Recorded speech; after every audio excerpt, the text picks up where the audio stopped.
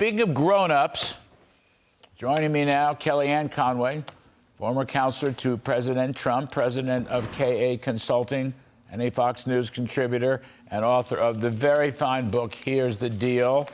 Kellyanne, you are a grown-up, love, and you're a smart lady, and we're happy to have you back on the show, as always. You want to just, I got stuff for you, you know, the presidential race or whatnot, but you want to just take a swipe at this mortgage. I mean, they're going to penalize people who do the right thing, and they're going to reward people who do the wrong thing. I mean, what the hell's going on in this country? Where are the grown-ups?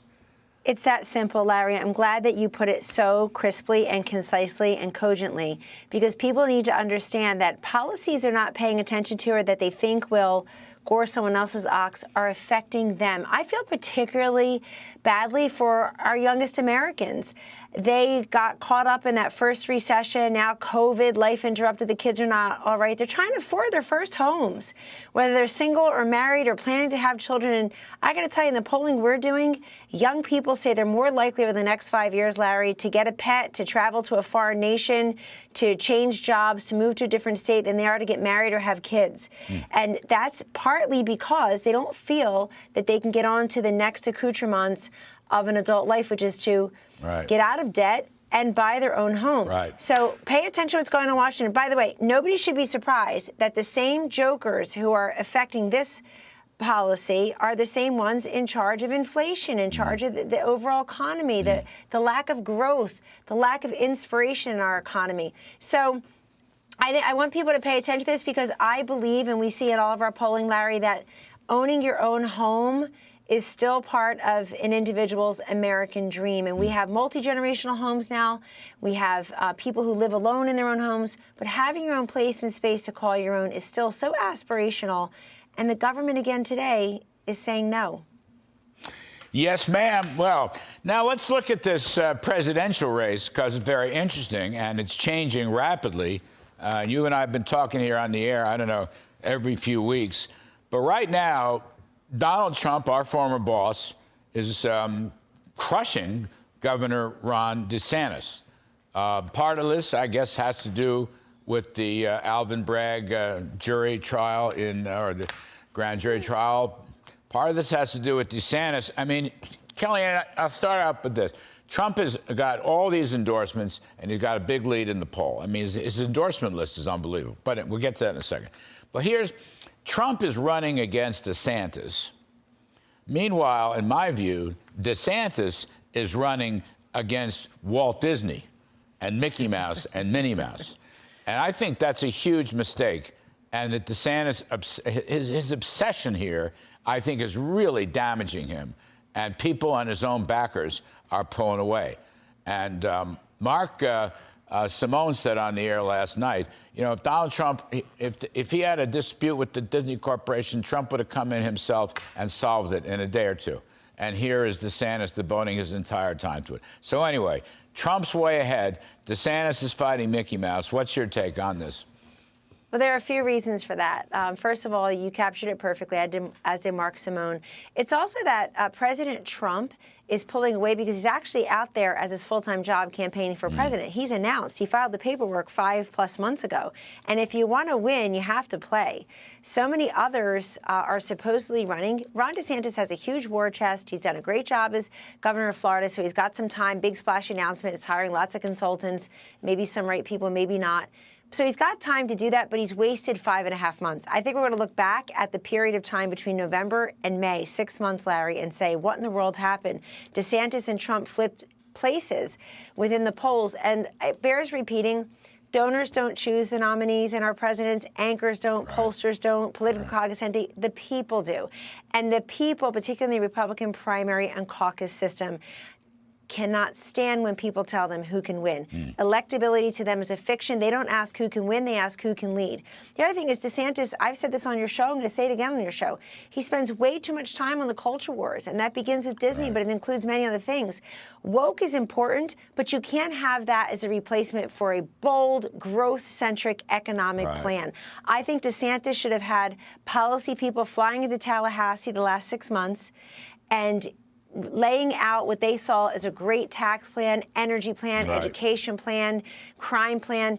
He hasn't done that. Let me give you one statistic that tells the tale. The University of New Hampshire poll in January, Ron DeSantis beating Donald Trump by 13. The latest one, Donald Trump beating Ron DeSantis by 20. Whoa. Larry, that's a 33-point swing Whoa. in three months. Wow. Also, Wow. DeSantis doesn't.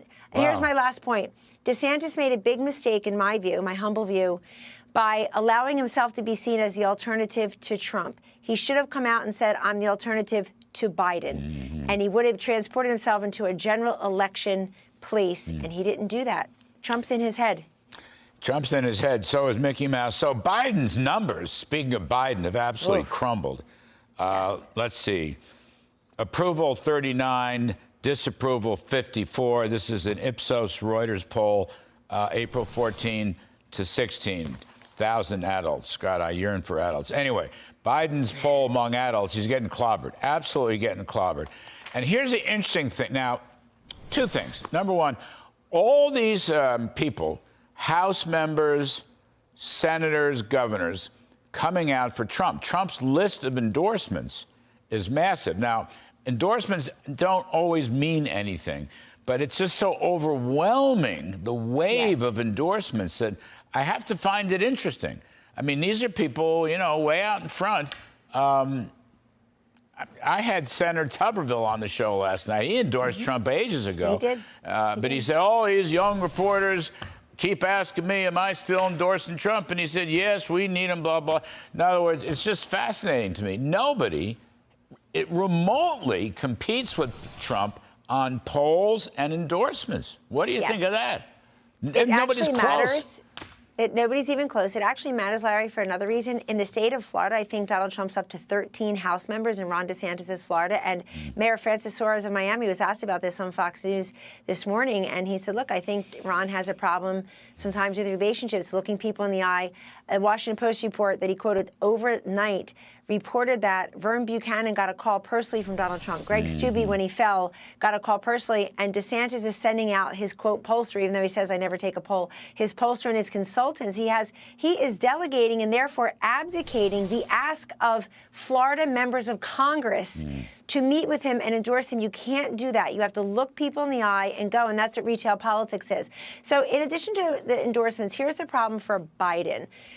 Especially against Trump, but here's the problem for Biden. His 39% approval rating doesn't even scratch the surface of how poor his approval rating is on the core issues like inflation, crime, border security. His personal attributes, Larry, are a big mess. 67% of Americans say he doesn't have the strength or the stamina to be president. 2/3 say that he doesn't have a plan. Other people say he doesn't care about people like me. Even Bill Clinton, Barack Obama, if their poll numbers overall went down, those personal attributes were always pretty robust. People like them, thought they were like them, and were trying hard. Biden has none of those, and he also has a vice president that literally adds nothing to this ticket. She detracts a whole bunch, but he can't rely upon her to help them with almost any constituency. Her numbers are just as bad, if not worse, than his. Kellyanne, last one. There's a person out there, Kevin McCarthy. You look at his, he has the highest approval. He has the best net approval number of any politician. We looked at this just today or last night. It's up on the full screen. He's plus 10 on approval. Okay, nobody has anything like that. By the way, Mitch McConnell is deeply negative. Anyway, here's Kevin McCarthy leading the House Republicans with a very good pro-growth, budget-cutting, debt-increasing deal, a debt ceiling deal. And he's attractive, and he's vigorous, and he's energetic, and he's got the substantive position. Here's Joe Biden giving this ridiculous Blarney speech, you know, oh, MAGA this and MAGA that, and Republicans don't, you know, want to help rich people. We've heard it before. It's so old. It's so boring. He looks so old. I mean, the McCarthy contrast with him is unbelievable. And I got to say, Trump, you know, whether you like Trump or not, he still has a lot of energy. He's a lot of vigor, and he's pushing issues. So anyway, what do you think of the McCarthy budget deal? Right now, I think he is whooping Biden. He's given Biden a terrible whooping. Biden may not even know it, but he's getting clobbered by McCarthy. It's not even close. Kevin McCarthy is doing an excellent job as Speaker, and that poll you showed, the 42% approval rating for McCarthy, is pretty remarkable for any Speaker of the House. They seem to say it was the highest of anyone, at least in recent memory. But I noticed in the crosstabs and among African Americans and among young people, he also is doing very well, particularly for a Republican. I think, in a word, it's called competition. He had to go through 15 ballots, Larry, to get that speakership. And it really sharpens you. Donald Trump doesn't want to be the only one on the debate stage. Ronna McDaniel had competition. I think she's never been better as RNC chair. I was out in Nashville last weekend at that meeting, listened to Vice President Pence's speech, listened to President Trump's speech, spent some time with him.